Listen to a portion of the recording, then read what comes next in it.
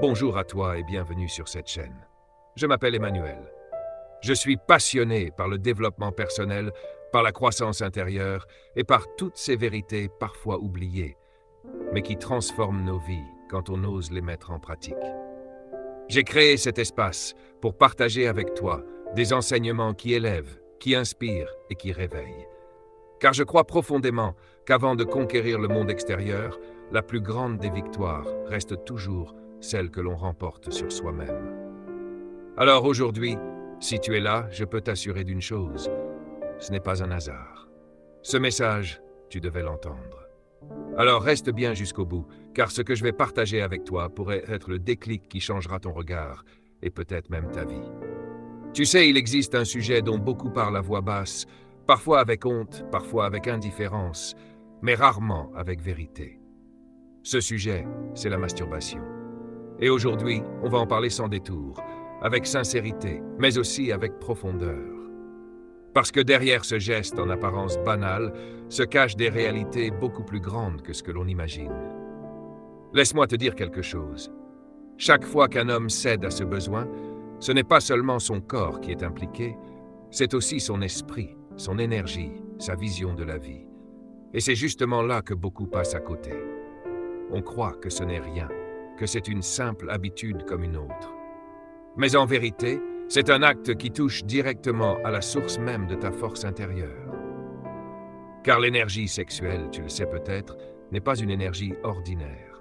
C'est la plus puissante force créatrice qui existe en nous. Napoléon Hill, dans son œuvre magistrale « Réfléchissez et devenez riche », parle de la transmutation sexuelle. Il explique que les grands hommes qui ont marqué l'histoire, qui ont bâti des empires, qui ont inspiré des générations, avaient appris à transformer cette énergie brute en créativité, en ambition, en génie. Mais la plupart des gens gaspillent cette force vitale dans le plaisir immédiat, sans voir qu'ils s'appauvrissent intérieurement jour après jour. Et si tu réfléchis bien, tu verras que c'est vrai. Après chaque excès, il y a toujours cette fatigue, cette perte d'élan, comme si quelque chose avait été arraché de toi. Ce n'est pas seulement une impression, c'est réel. Les médecins eux-mêmes reconnaissent que l'excès affaiblit, qu'il fatigue le système nerveux, qu'il use le mental. Mais au-delà du corps, il y a aussi la dimension spirituelle. Et c'est celle-là qu'on n'ose pas aborder, mais qui fait toute la différence. Parce qu'à force de céder à cette habitude, tu deviens esclave d'un désir. Et dis-moi, comment peux-tu bâtir une vie solide, une destinée forte, si déjà à l'intérieur tu es prisonnier? La vraie liberté, c'est de reprendre le contrôle. La vraie puissance, c'est de pouvoir dire non à ce qui veut t'enchaîner. Et ça, c'est un combat. Mais c'est aussi une victoire possible. Je sais que certains vont dire « Mais Emmanuel, tout le monde le fait, ce n'est pas grave. » Justement, ce que tout le monde fait, c'est pas forcément ce qui élève.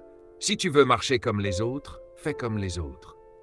Mais si tu veux te distinguer, si tu veux élever ta vie à un autre niveau, alors tu dois apprendre à sortir de ce piège. Regarde autour de toi. Combien de jeunes ont perdu leur feu, leur vision, leur ambition, simplement parce qu'ils se sont laissés vider par cette habitude. Et attention, je ne dis pas que c'est facile. Non, c'est un vrai défi. Mais chaque fois que tu résistes, chaque fois que tu gardes ton énergie, tu deviens plus fort. Tu te rends maître de toi-même.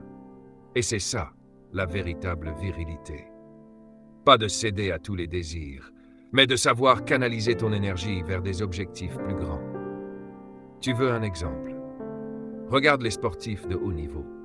Avant une grande compétition, beaucoup pratiquent l'abstinence. Pourquoi? Parce qu'ils savent que cette énergie, quand elle est conservée, se transforme en puissance, en concentration, en explosivité. Si eux le comprennent pour un match, combien plus toi pour ta vie entière, tu devrais comprendre que garder ton énergie, c'est garder ta force. Et puis, il y a la dimension spirituelle. Celui qui se laisse aller dans l'excès ferme les portes de la clarté intérieure.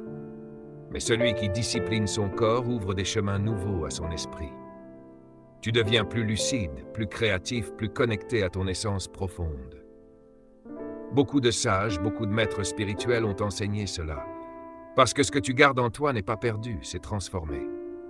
Je ne suis pas en train de te juger. Non. Je te parle comme à un frère, comme à un ami qui veut ton bien. Et si tu es là en train d'écouter, c'est que toi aussi tu veux plus pour ta vie.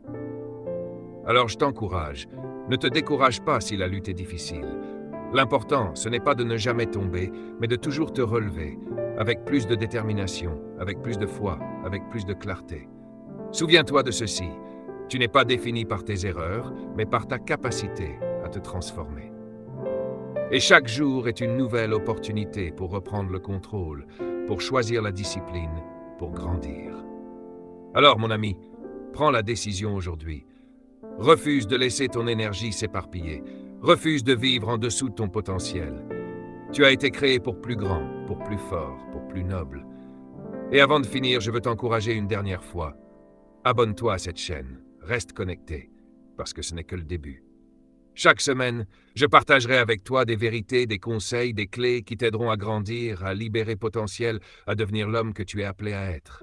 Et surtout, partage cette vidéo avec un frère, un ami, quelqu'un qui en a besoin. Parce que ce combat n'est pas seulement le tien, c'est celui de toute une génération. Alors, courage à toi. Tiens bon, reste fort et souviens-toi toujours, la véritable victoire commence à l'intérieur.